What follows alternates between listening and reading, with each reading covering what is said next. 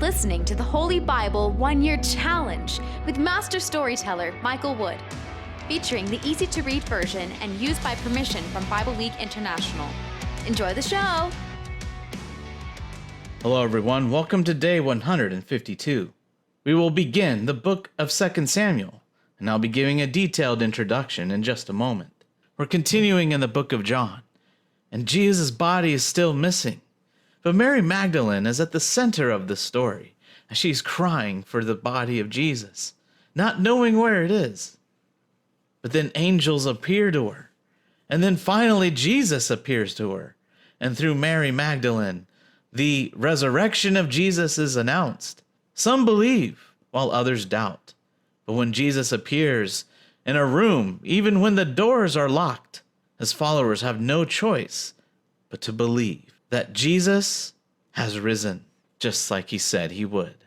If you enjoy the show, visit me at patreon.com/storymaster. You'll find the link in the description box below.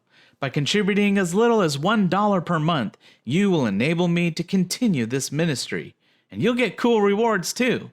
Together, we're going to get through the Bible in 1 year. Let's get started. 2 Samuel, an introduction. In this book, King David faces many challenges. Samuel is not there to advise him, but Saul is not there to chase him. 2 Samuel tells about David's time as king.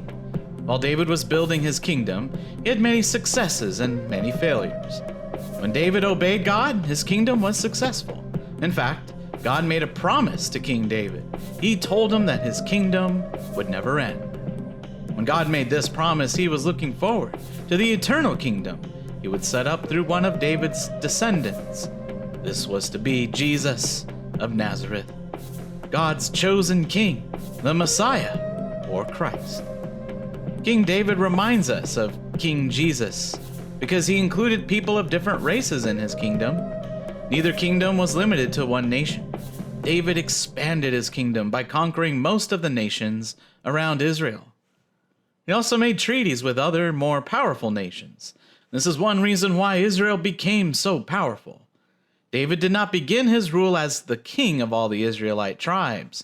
The tribe of Judah in the south supported David, but the northern Israelite tribes were still loyal to Saul and his family. In fact, after Saul's death, the northern tribes chose their own king. He was Saul's son, Ishbosheth.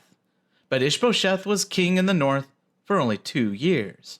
After many struggles between the northern and southern tribes, David finally became king over all Israel. But in doing this, David killed a lot of people. So when David wanted to build the temple, God did not allow it because he had killed so many people. Even though he was a great warrior, King David could not stop the terrible things that happened in his kingdom. In fact, he caused many of the problems. David made God very angry when he had sex with another man's wife. Then David had that man killed to cover up his sin. David's son Amnon forced his own half-sister to have sex with him, and one of David's other sons, Absalom, did not want his father to be king. Finally, David and his army fought against Absalom. It was a sad and difficult time for David. 2 Samuel ends with the last years of David's life. In the book of 2 Samuel, we see that David becomes king over the whole nation of Israel in chapter 1 through chapter 5. David's kingdom will last forever in chapters 5 through 10. David's bad choices put his family and kingdom in danger, chapters 11 through 20. And finally, David understands that the Lord is the true king of Israel. 2 Samuel chapter 1.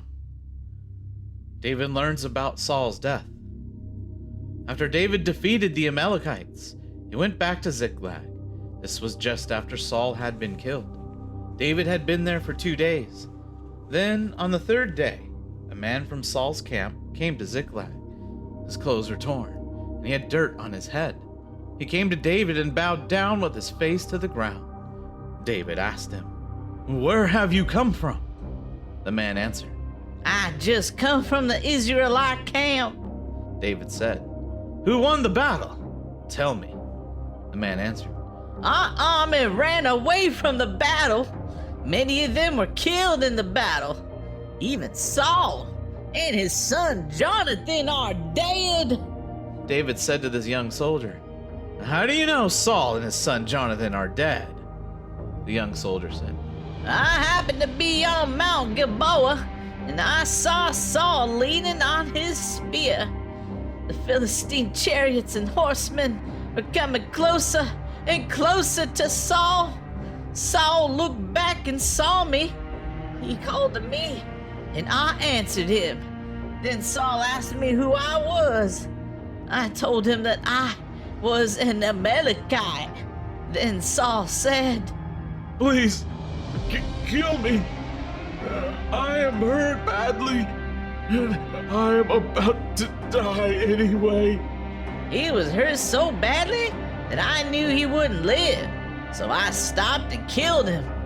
Then I took the crown from his head and the bracelet from his arm and brought them here to you, my lord.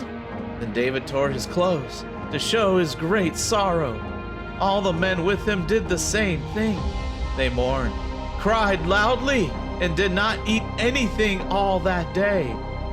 They were sad because Saul and his son Jonathan were dead. They were sad for all the Lord's people, the descendants of Israel, who had been killed in battle. Then David talked with the young soldier who had told him about Saul's death. David asked, "Where are you from?" The young soldier answered, I am the son of an immigrant. I am an Amalekite. David said to the young soldier, "Why were you not afraid to kill the Lord's chosen king?" Then David told the Amalekite, "You are responsible for your own death.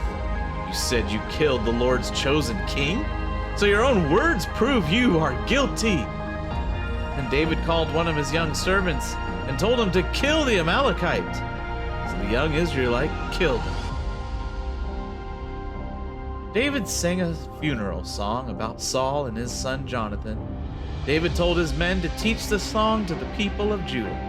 This song is called The Bow, and it is included in the book of Jashar. Israel, your glorious leaders lie dead in the hill country. Oh, how bravely those heroes died. Don't tell the news in Gath. Don't announce it in the streets of Ashkelon. I don't want the Philistine women to be happy, or the daughters of those foreigners to be glad. May no rain or dew fall on you, mountains of Gilboa. May there be no offerings coming from your fields. That's where the shields of the heroes were disgraced. Saul's shield has no one to care for it. Jonathan was fearless with his bow. With its arrows he spilled enemy blood. Saul was skillful with the sword. He swung it, and mighty men fell wounded. Saul and Jonathan, how dear they were to us. In life they loved being together, and even death did not separate them. They were faster than eagles and stronger than lions. Daughters of Israel, cry for Saul. Saul gave you beautiful red dresses and covered them with gold jewelry. The brave heroes have fallen in battle. Jonathan lies dead in the hills. Jonathan, my brother, I miss you so much. You were very dear to me. Your love for me was amazing, more faithful than the love of a woman for her husband. The brave heroes have fallen in battle. Their weapons of war are lost. 2 Samuel chapter 2 verses 1 through 7. David is anointed king of Judah. After this, David asked the Lord for advice. David said, "Should I take control of any of the cities of Judah?" The Lord said to David, Yes. David asked, "Where should I go?" The Lord answered, To Hebron. So David and his 2 wives moved to Hebron. His wives were Ahinoam from Jezreel and Abigail, who had been the wife of Nabal from Carmel. David also brought his men and their families. All of them made their homes in Hebron and the towns nearby. the men of Judah came to Hebron and anointed David to be the king of Judah. Then they told David, "The men of Jabesh Gilead buried Saul." David sent messengers to the men of Jabesh Gilead. These messengers told the men in Jabesh, "The Lord bless you, because you have shown kindness to your lord Saul by burying him. The Lord will be kind and true to you, and so will I. Now be strong and brave. Your lord Saul is dead, but the tribe of Judah has anointed me to be their king." John chapter 20, verses 10 to 31. Jesus appears to Mary Magdalene. Then the followers went back home, but Mary stood outside the tomb, crying. While she was crying, she bent down and looked inside the tomb. She saw 2 angels, dressed in white, sitting where Jesus' body had been. One was sitting where the head had been, the other was sitting where the feet had been. The angels asked Mary, "Why are you crying?" Mary answered, "They have taken away the body of my Lord, and I don't know where they have put him." When Mary said this, she turned around and saw Jesus standing there, but she did not know it was Jesus. He asked her, "Why are you crying? Who are you looking for?" She thought he was the man in charge of the garden, so she said to him, "Did you take him away, sir? Tell me where you put him. I will go and get him." Jesus said to him, "Mary." She turned towards him and said in Aramaic, "Rabboni?" which means teacher. Jesus said to her, "You don't need to hold on to me. I have not yet gone back up to the Father. But go to my followers and tell them this. I am going back to my Father and your Father. I am going back to my God and your God." And Mary Magdalene went to the followers and told them. I saw the Lord. And she told them what he had said to her.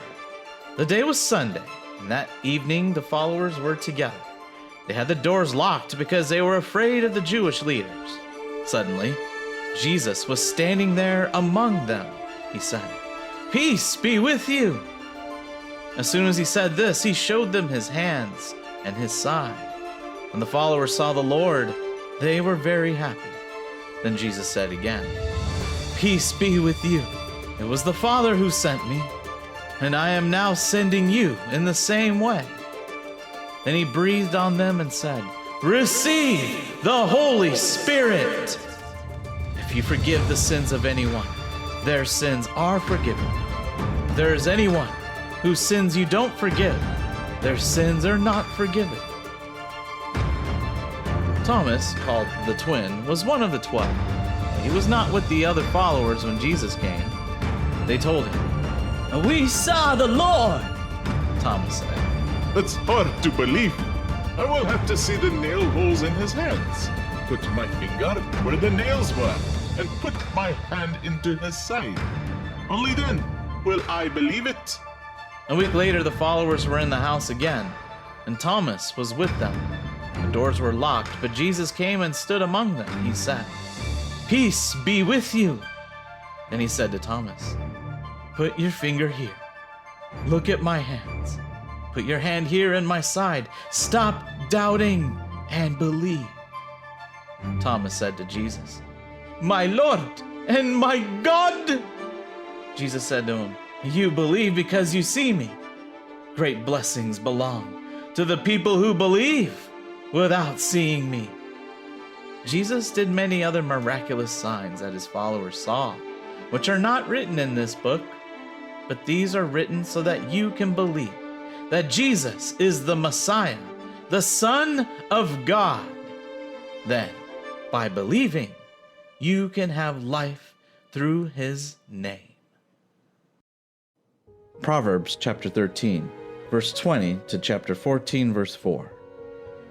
Be friends with those who are wise, and you will become wise. Choose fools to be your friends, and you will have trouble. Trouble chases sinners wherever they go, but good things happen to good people. It is good to have something to pass down to your grandchildren, but wealth hidden away by sinners will be given to those who live right. A poor person's field might produce plenty of food, but unjust people often take it away. Parents who will not correct their children have no love for them. Those who love their children are careful to discipline them. Good people will have plenty to eat, but the wicked will go hungry. A wise woman makes her home what it should be, but the home of a foolish woman is destroyed by her own actions. Those who do what is right honor the Lord, but dishonest people hate him. Foolish words cause you trouble. Wise words protect you. A barn with no cattle might be clean, but strong bulls are needed for a good harvest.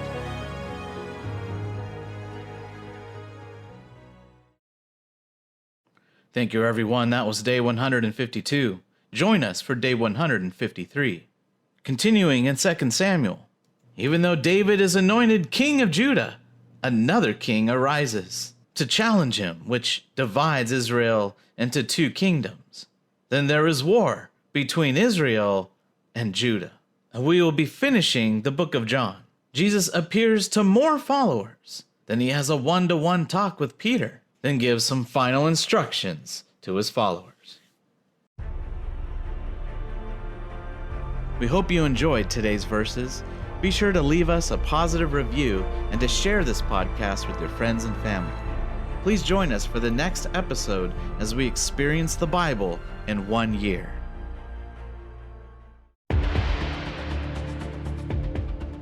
Did you know we offer online courses in creative writing, literature, and web design? Visit us at storymaster.online to learn more.